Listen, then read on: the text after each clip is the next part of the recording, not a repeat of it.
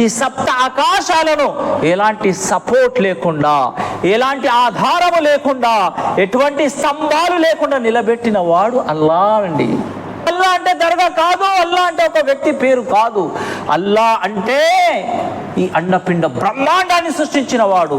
అల్లా అంటే ఈ విశాలమైనటువంటి ఆకాశాన్ని ఎలాంటి స్తంభాలు లేకుండా నిలబెట్టిన వాడిని ముస్లింలు అల్లా అని అంటారండి.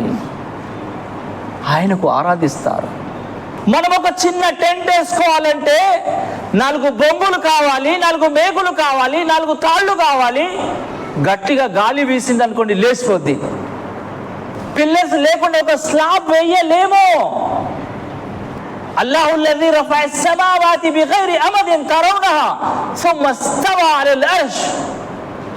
ఒకదానిపై ఒకటి ఈ సప్త ఆకాశాలను ఎలాంటి సపోర్ట్ లేకుండా, ఎలాంటి ఆధారము లేకుండా, ఎటువంటి స్తంభాలు లేకుండా నిలబెట్టిన వాడు అల్లా అండి.